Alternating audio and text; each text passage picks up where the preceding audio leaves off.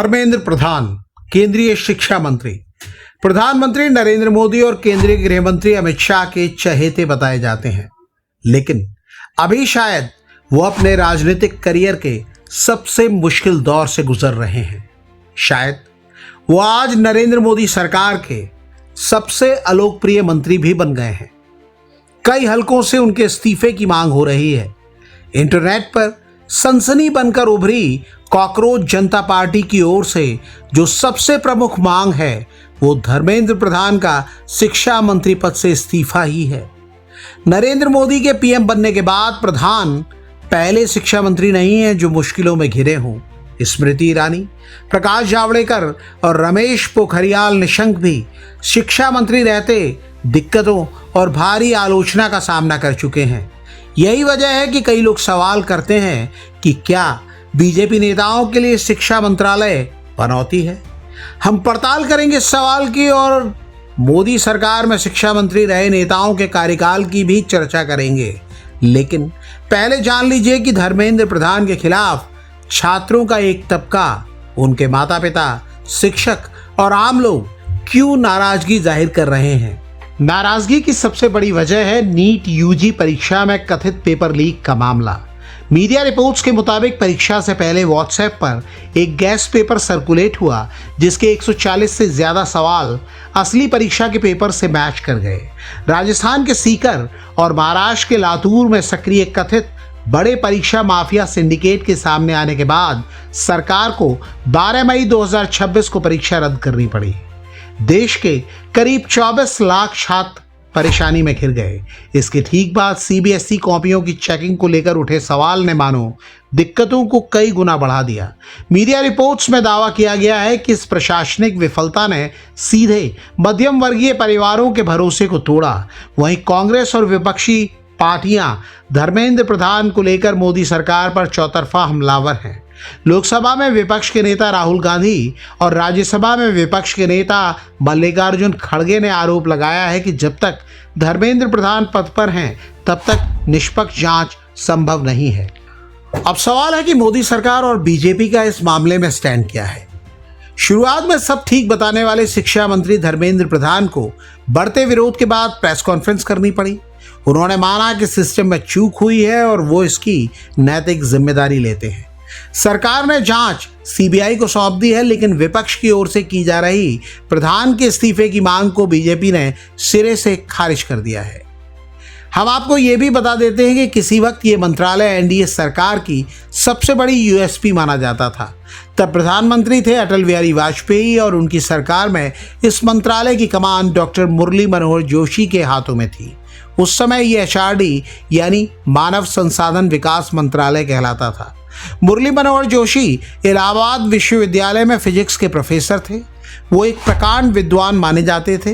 BJP की आधिकारिक website पर मौजूद उनके प्रोफाइल के मुताबिक उन्होंने सर्व शिक्षा अभियान जैसे कार्यक्रम शुरू किए, यानी देश की बुनियादी शिक्षा नीति को लागू किया। उन्होंने मंत्रालय को इस तरह चलाया कि उनके घोर वैचारिक विरोधी भी उनकी प्रशासनिक क्षमता और विद्वता की तारीफ करते नहीं थकते थे। जानकार दावा करते हैं कि अटल जी ने इस विभाग की अहमियत समझकर ही डॉक्टर जोशी को ये जिम्मेदारी दी थी। साल 2014 में नरेंद्र मोदी प्रधानमंत्री बने। उनके दूसरे कार्यकाल के दौरान ही मानव संसाधन विकास मंत्रालय का नाम बदला गया और यही शिक्षा मंत्रालय कहा जाने लगा। ये याद दिलाने वाले जानकार दावा करते हैं कि मोदी सरकार में ही शिक्षा मंत्री की कुर्सी पार्टी नेताओं को रास नहीं आ रही है। मोदी के पीएम बनने के बाद से जो भी नेता इस कुर्सी पर बैठा उसकी विदाई हुई तो विवादों को ही कारण माना गया। मंत्रालय से हटने की वजह चाहे जो बताई गई हो, पीएम मोदी ने सबसे पहले अपनी सबसे भरोसेमंद स्मृति ईरानी को इस मंत्रालय के लिए चुना। स्मृति ईरानी के कार्यकाल में सबसे पहला विवाद उनकी खुद की डिग्री और शैक्षणिक योग्यता को लेकर हुआ। टाइम्स ऑफ इंडिया की रिपोर्ट के मुताबिक विपक्ष ने उनके चुनावी हलफनामे में दर्ज डिग्रियों के विरोधाभासों को लेकर संसद में भारी हंगामा किया। फिर हैदराबाद यूनिवर्सिटी के रोहित वेमुला नाम के छात्र की आत्महत्या का बेहद संवेदनशील मामला सामने आया। फरवरी 2016 में जेएनयू में हुआ कथित राष्ट्र विरोधी नारेबाजी का विवाद भी स्मृति ईरानी के मंत्री रहते हुए हुआ। मीडिया और अखबारों की रिपोर्ट्स बताती हैं कि एक के बाद एक विवादों के कारण जुलाई 2016 के कैबिनेट फेरबदल में प्रधानमंत्री नरेंद्र मोदी ने स्मृति ईरानी को मानव संसाधन मंत्रालय से हटा दिया और उन्हें कम प्रोफाइल वाले कपड़ा मंत्रालय में भेज दिया। स्मृति ईरानी के बाद यह मंत्रालय संभाला प्रकाश जावड़ेकर ने। माना गया कि शांत स्वभाव के जावड़ेकर विवादों का संकट टाल देंगे, लेकिन कुर्सी संभालते ही कभी दबे सुर में तो कभी खुलकर उन पर कॉन्फ्लिक्ट ऑफ इंटरेस्ट यानी हितों के टकराव के आरोप लगे।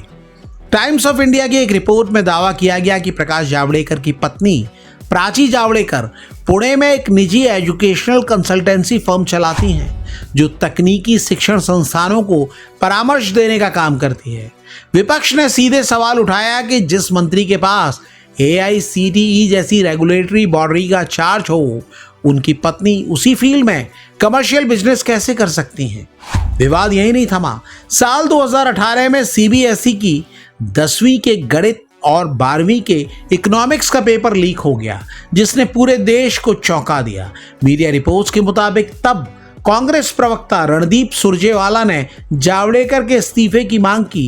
कांग्रेस लगातार ये मांग करती रही। नतीजा ये हुआ कि 2019 के मोदी 2.0 कैबिनेट में प्रकाश जावड़ेकर से ये मंत्रालय ले लिया गया और 2021 में उन्हें कैबिनेट से ही ड्रॉप कर दिया गया। इसके बाद शिक्षा व्यवस्था को दिशा देने की जिम्मेदारी आई उत्तराखंड के पूर्व मुख्यमंत्री रमेश पोखरियाल निशंक के हाथ। निशंक भी विवादों से नहीं बचे। उनकी डिग्रियों और मानद उपाधियों को लेकर विवाद हुआ, जिस पर RTI के जरिए सवाल उठाए गए। दूसरा गंभीर आरोप उनकी किताबों को लेकर लगा। साहित्यिक हलकों में ये बात उठी कि उनके नाम पर दर्जनों किताबों के पीछे असल में घोस्ट राइटर्स हैं, यानी नाम भले ही उनका हो लेकिन किताबें लिखी किसी और ने। हालांकि ये आरोप कभी साबित नहीं हुए, लेकिन इसके जरिए आलोचक निशाना साधने की कोशिश में रहे। कोरोना काल में परीक्षाओं के कथित कुप्रबंधन को लेकर चौतरफा घिरे निशंक जब जुलाई 2021 में मंत्रालय से हटे तो स्वास्थ्य कारणों का हवाला दिया गया, लेकिन दावा किया गया कि उनके इस्तीफे की वजह ये तमाम आरोप ही थे। अब सवाल है कि क्या मौजूदा दिक्कतें और विरोध के बुलंद होते सुर धर्मेंद्र प्रधान की विदाई भी तय कर देंगे। कई मीडिया रिपोर्टों में दावा किया जा रहा है कि मोदी मंत्रिमंडल के अगले विस्तार में धर्मेंद्र प्रधान की कुर्सी जा सकती है। हालांकि कोई ये दावा नहीं कर रहा है कि उनसे इस्तीफा लिया जा सकता है, बल्कि कई लोग याद दिला रहे हैं कि एक वक्त रक्षा मंत्री राजनाथ सिंह ने सार्वजनिक रूप से दावा किया था कि इस सरकार में दबाव में इस्तीफे नहीं होते। PM मोदी का ये रिकॉर्ड रहा है कि वो सड़क पर हो रहे प्रदर्शनों या विपक्ष के हंगामे के आगे झुककर अपने मंत्रियों का इस्तीफा नहीं लेते। बीजेपी की राजनीति पर नजर रखने वाले एक्सपर्ट दावा करते हैं कि धर्मेंद्र प्रधान सिर्फ केंद्र की राजनीति में योगदान नहीं देते हैं, वो ओडिशा में बीजेपी की बम्पर जीत के मुख्य रणनीतिकार भी रहे हैं। वो PM मोदी और गृह मंत्री अमित शाह के सबसे वफादार और करीबी मंत्रियों में गिने जाते हैं।